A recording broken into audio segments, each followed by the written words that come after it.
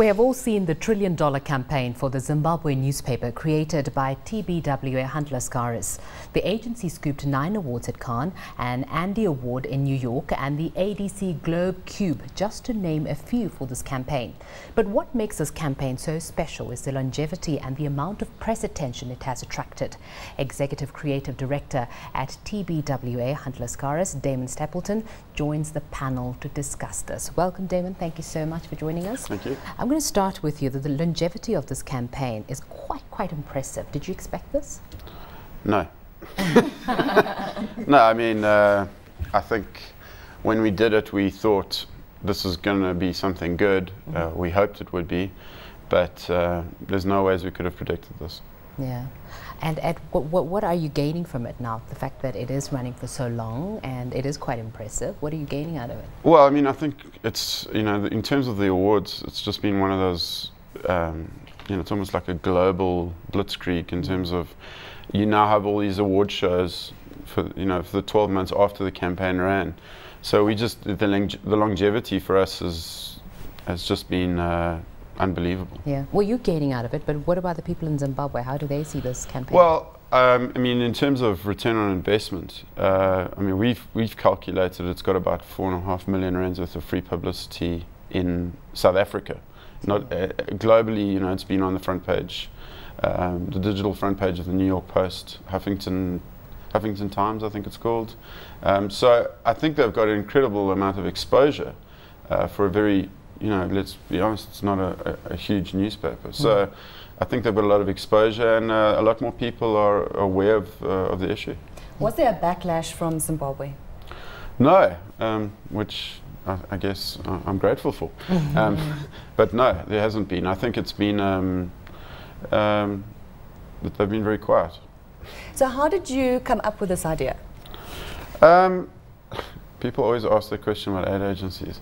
It normally starts with something on somebody's wall, yeah? Or a mundane conversation.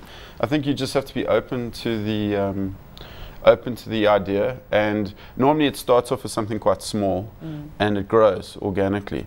So actually, originally when we did it, it was the flyer, which was on somebody's wall, and from that it grew into a poster, and it grew into a billboard, and it became a direct mailer.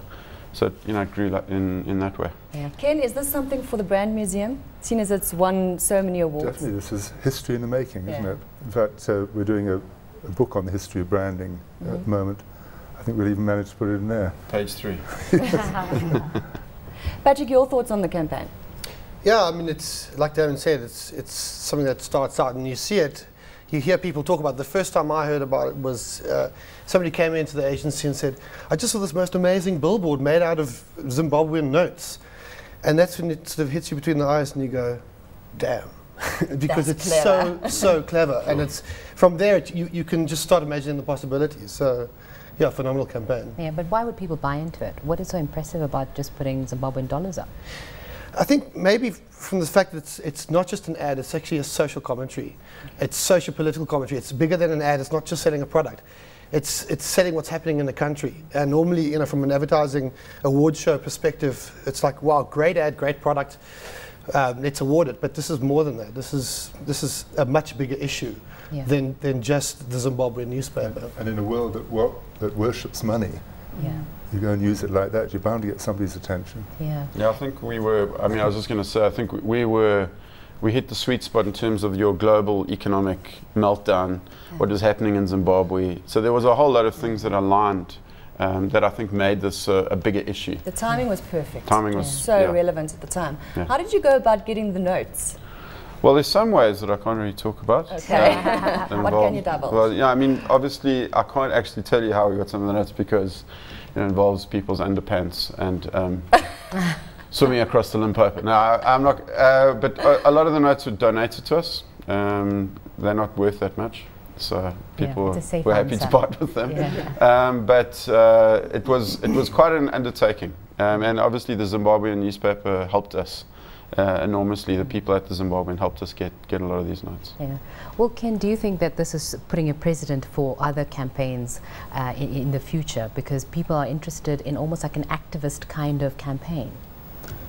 Well, yeah, that's very true. I think when you said social commentary, I think Zimbabwe particularly, everybody feels a certain animosity to the regime there, and this was a little bit of a finger in their eye maybe. I think that's another reason it could have worked so well.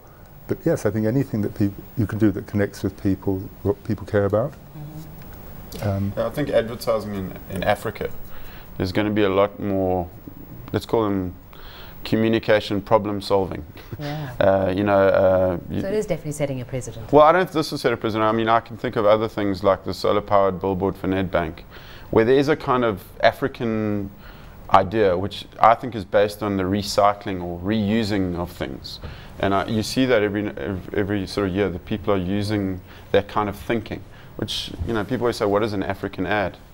Maybe that's the answer. Yeah, it's almost like you've made history, because in 10 years' time, when you look back at this campaign, people are going to look at it and say, you know what, we remember those days.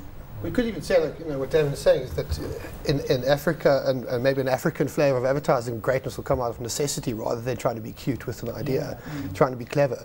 It literally will be, let's try and solve the problem this way in the most efficient way, and ultimately it ends up becoming a campaign that everyone goes, that's genius. Yeah. Rather than trying to create something that award judges will like, it was something that had to be solved. Yeah.